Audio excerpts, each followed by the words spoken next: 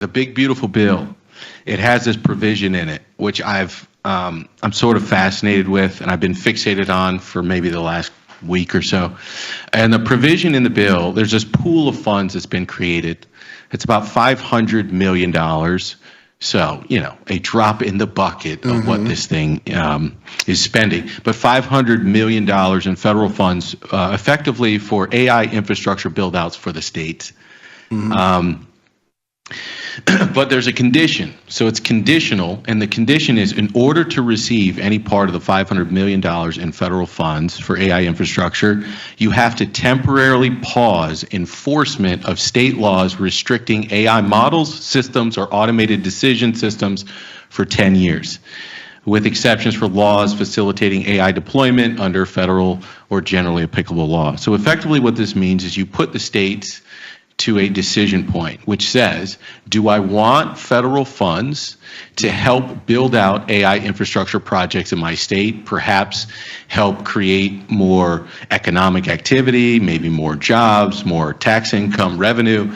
If I do that, then for the next 10 years, I've signed up to not implement any laws restricting AI at all. So I'm going to try to steel man both sides of the argument, and then I'm going to ask you just to make a snap decision which side of this aisle you think you would fall on. So the people on the for side of this, they would say that sort of a national approach versus sort of this patchwork approach by each of the individual states. A national approach would sort of ensure that AI companies, they get to operate more seamlessly. There's going to be less cost from the compliance standpoint, which will enable them to deploy at a faster rate and therefore be more competitive on a global scale.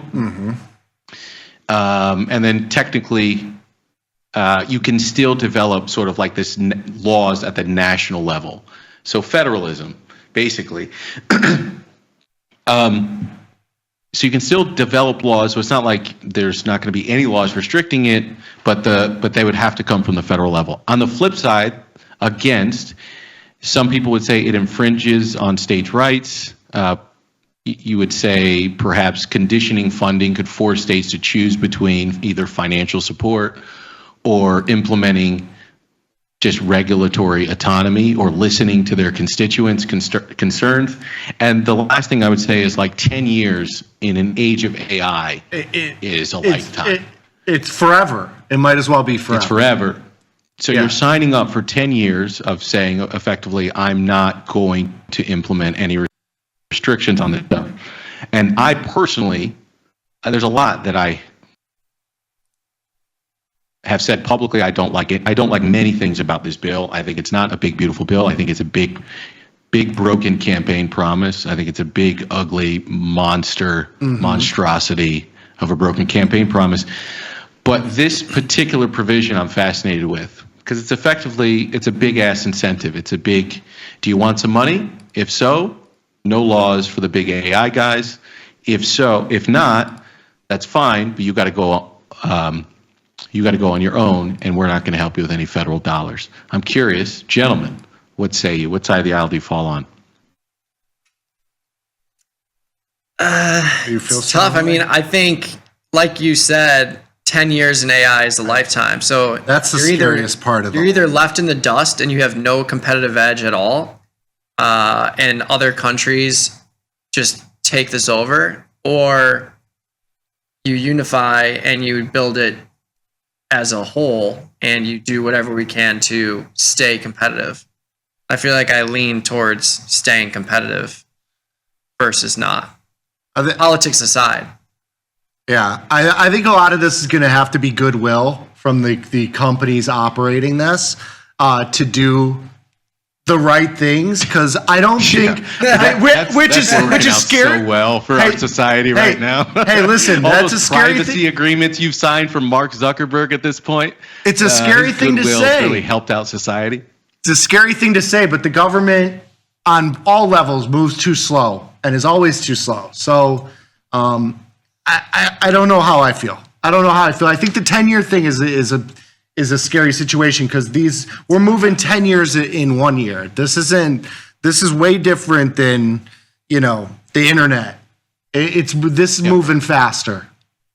I say this all the time. 20 years ago, they were sending me AOL in the mail, and we were throwing that shit in the trash because we didn't care about the internet. And that's 20 years, and now we're knocking on the door of AGI. Can you imagine 10 years from now? To your point, Mikey, I guess the only thing I would say is, from a party that believes in free markets, if you're a state that implements, let's say, heavy regulation, what are the odds then that AI entrepreneurs and business owners are going to set up shop and create opportunities in your state versus go to other states? I have this issue with, I don't want to go too crazy here, but it's the same party that put Roe versus Wade and threw that back to the states is now saying we don't want any state regulation on AI. Let's bring that up to the federal government. It feels a bit hypocritical when you think about sort of the ethos of the party that's announcing this. But then I just think the free market, in theory, should make a state uncompetitive if they choose to overregulate this relative to other states in the union. And so if we believe in the power of free markets and the idea that capital is going to flow to where it's treated best, and that's the ethos of this party, why exactly would we not allow free markets to work here? Because if all states wouldn't implement some type of regulation and create friction, then it still means we can maintain our competitive edge against other countries. And if all states do want to implement friction, then it probably means we needed some type of regulation at that point. So I guess I'm not a big fan of this thing. Mikey, I can see your point. I can see anyone that would be on the other side. I'm just not a big fan of the coercion of, hey, you want federal dollars to kickstart your AI infrastructure, then you got to shut your mouth and take whatever we give you for the next 10 years. I'm not a big fan of that, but I don't know. Yeah. What say you? It's everyone just out another there, big tell me man. What you think in the chat. You gotta, it's a different big man. Nobody that signed the bill even read it. So, I mean, who cares? Except, true. That's the greatest thing about AI, is you can throw these 3,000-page bills in a Grok or in a Claude, I guess. That's like the Ask Jeeves of all the AIs at this point. Yes.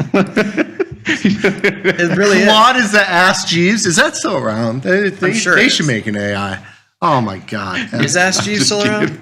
You're really dating me here. So. You're making me like it's seem there. like Jeeves is still there. I'm just saying, all of us can now throw these things in these AIs and ask for pretty decent, comprehensive summaries. And we can be more informed on some of this stuff than our elected representatives. And this was one of the things that came out of throwing this in Grok. I don't know. I suppose the people in the comments will have a nice, some nice back and forth. Leave us a comment under this video. Tell me what you think. Are you for or against this provision, specifically in the bill, to effectively incentivize the states for the next 10 years to not listen to their constituents and the needs for any potential regulation that may come up in the next 10 years? Just take the money and shut your mouth. Are you for this or against this, people? What say you? Yeah. With that, gentlemen, I'm out of here. Mr. Victor Jones, thank you for joining us. Appreciate you as always. We're going to take a quick little 90-second. I had to unbutton as many buttons as possible. I knew I had a good looking. Wear some chains. You got it. Vecchio does it too. He puts his chest hair out. I like it. You got, it's a new age here.